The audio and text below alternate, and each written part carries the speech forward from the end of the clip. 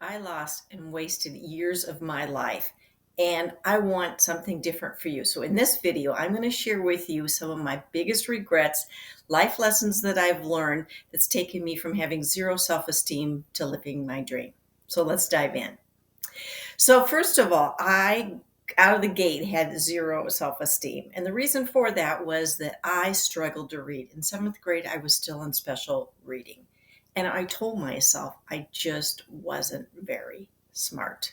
It was the cards that I was dealt in life. That's the way it was going to be. And I just wasn't going to be very smart. So, one of the lessons I learned much later in life is there's such a thing as a growth mindset and a fixed mindset. And I highly recommend the book by Carol Dweck, who is the researcher on a fixed growth mindset and a fixed and a growth mindset. So a growth mindset says that you can learn and grow and change. A fixed mindset is how I was thinking when I was younger. This is what you've got. You can't learn anything, and that's as good as it's going to get. So please know that you can learn and you can grow and you can get better, and you don't have to stay where you're at, that you can grow.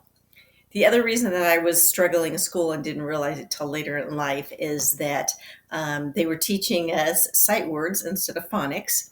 And so when I got to a word I didn't know how to sound it out.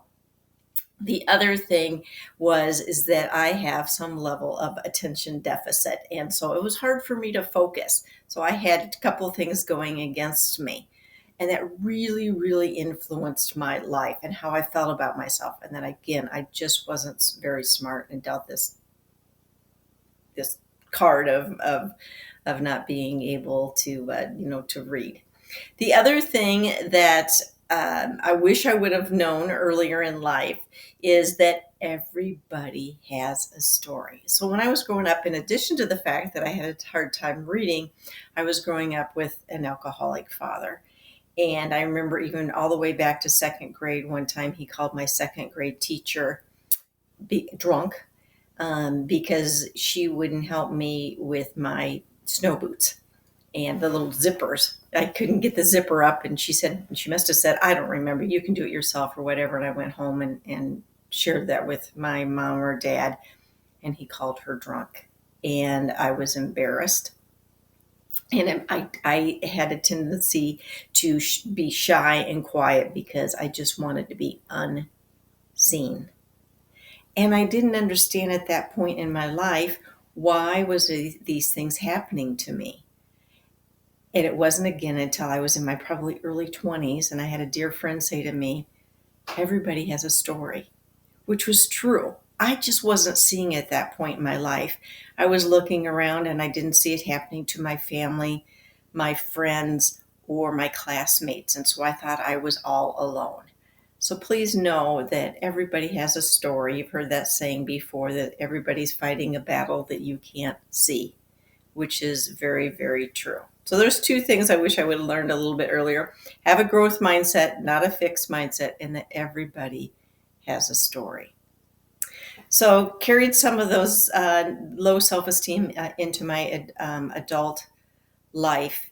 And I did a lot of counseling to deal with my childhood, and later went through a divorce. So got some counseling for that. I've read a lot of self-help books and that. The other thing I want to share with you that I wish that I would have learned earlier is to laugh at myself, to just laugh. If you look around and see who's really having fun in life, it's those people that can laugh at themselves. So when they trip and fall, they laugh. They say, oh, that was silly of me or whatever. They don't get angry and beat themselves up and say in their heads, I'm so dumb, I'm so stupid, things like that. They realize that we all fall, we all make mistakes, we all trip, and that's okay. One of the other things that, I really regret, another thing and reason that I wasted years of my life was being scared to fail. Again, remember that I had really low self-esteem. I didn't think I was very smart. So the last thing that I was going to do was put myself out there, fail and prove to the world that I wasn't very smart. So again, I was living small. And it wasn't until many years later that I realized we all make mistakes. It's part of life, it's part of learning. It's okay if you fail. The problem comes when you don't learn from your failures and grow. So I'm okay now with failing. I'm okay with that tripping. I'm okay with laughing at myself. And it's made my life much more joyful when I can have fun and laugh at my mistakes or learn from them than to beat myself up and tell myself I'm not very smart, I'll never be smart, I'll never succeed, those sort of things. So it's having that positive thinking, positive self-talk, and telling yourself that you're right where you're supposed to be and everything's okay and that you will learn. So I shared with you that I went through counseling and read books and was continuing to grow and live a happier and more fulfilled life.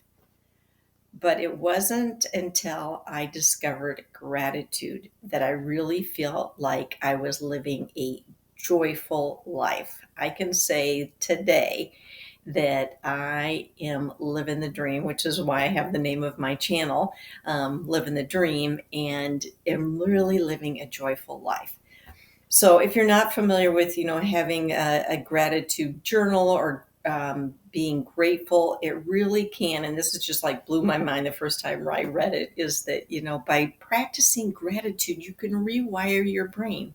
So I could go from that small girl that felt like no one else is living the life that I was, that I've been dealt the cards that others weren't dealt, and that sort of thing, to living this joyful life by really focusing on what I can be grateful for. So for today, where I'm at, it's the sun is shining. So it can be simple little things like being grateful that the sun is shining, or that, I have this nice cup of coffee, or that I'm in my home, or whatever it may be.